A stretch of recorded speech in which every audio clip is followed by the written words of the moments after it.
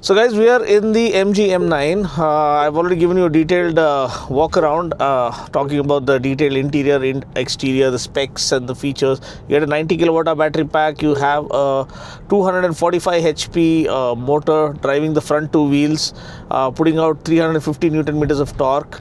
So the strange thing is, it is showing the WLTC range of 278 kilometers, but there is no state of charge. So it's kind of oddly missing. I don't know, why would you not mention a state of charge in the speedo? There's no mention anywhere. So that's kind of strange actually. But anyway, we've been driving it since morning, and the steering calibration and the luxury feel is there. Of course, the cabin screams luxury. You have a lot of convenience features loaded beyond imagination.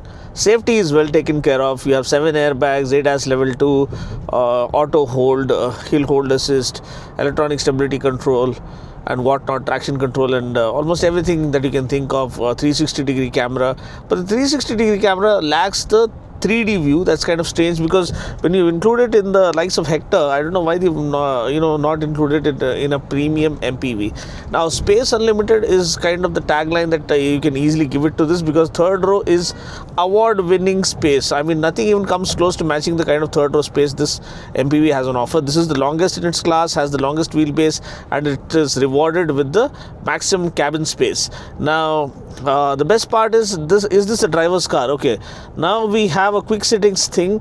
I can switch to sport mode. Okay, yeah, so the touch.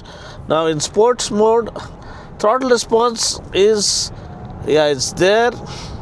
I wouldn't say it will be night and day kind of difference, but it is fast, and it's like a spaceship on 4 wheels. You have the luxury liner motorboat kind of a thing, that's absolutely luxurious on one side and at the same time super powerful on the other side. So you have that feeling when you switch it to sport mode and step on the throttle. But primarily, I think the normal mode is the best balance of battery efficiency, and mind you, this gets an NMC battery, so the power density is much more better optimized on this when compared to LFP batteries. So that's another advantage. The brake energy regeneration is another thing that really helps in further optimizing the range and battery efficiency. So overall, it's a great package. Seats are nice and comfortable. You have heating function, massage function, you have well bolstered seats.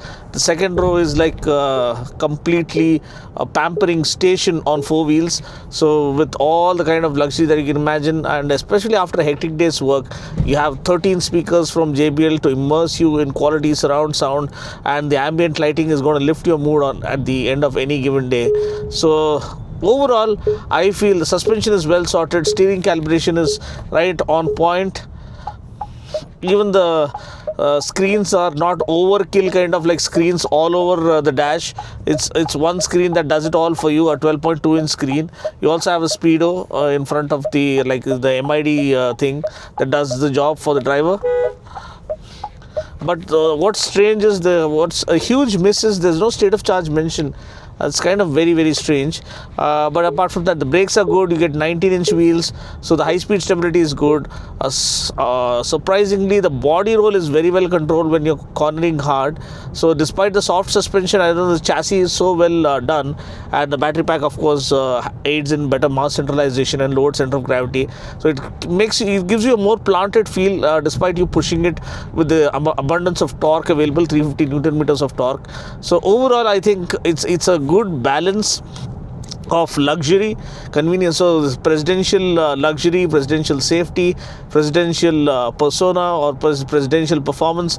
You can just add that word, because the primary theme is to highlight this as epitome of luxury, or the pinnacle of luxury, and I think they've succeeded in doing that, and also worked the right kind of balance between practicality and luxury. So that's something. And of course, affordability. It's not over the top expensive as well.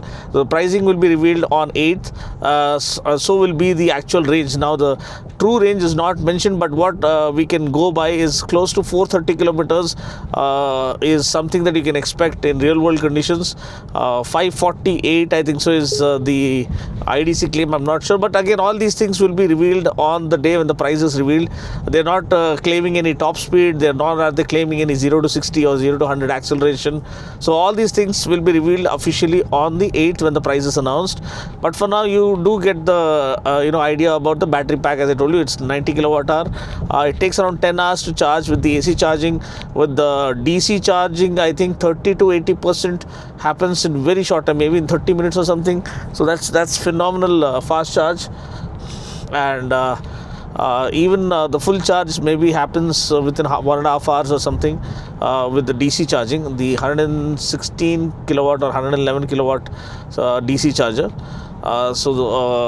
And you also get a 11 kilowatt AC charger that will take 10 hours to charge fully. Maybe overnight charging will work. So what is your opinion? Do you think it has what it takes to take on the like of Wellfire? Have you driven the M9? This will be selectively sold through the MG Select showrooms, which will be first premiering in the metro cities and then coming to other cities across India. So and this is their first product to launch through the MG Select dealership. You also have the Cyberster that will be coming up right next to this, or maybe simultaneously along with this. So do you think this new initiative of selling premium vehicles separately like Nexa is going to work for MG? And would you prefer a battery as a service kind of a thing for this one? Feel free to comment below. Will MG choose that route to make it a little more accessible and more this thing on the launch date? We never know, but I think that would be a good ploy to set the cat among the pigeons. So what do you reckon? What is your opinion about the MG M9? Is it here to stay? Is it here to slay the competition? Feel free to comment below and let me know. I'll catch you guys in the next video. Yeah, steering calibration is really good. The brakes, you get disc brakes all around, so that is well taken care of. See, it holds the line really well. So it is driving pleasure is also on offer, unlike other chauffeur driven cars where driving pleasure takes a secondary seat and everything is concentrated only on the second row seating. But here driving pleasure is also taken care of, be it the steering feel, be it the propelling power, the kind of torque that's available, the way the power is delivered, the kind of torque band that's available on offer to tap into it. Everything makes it a good driver's car as well, while also being pampered with luxury all around you. So thanks for watching. I'll catch you guys in the next video. Until then, take care, God bless, and drive safe.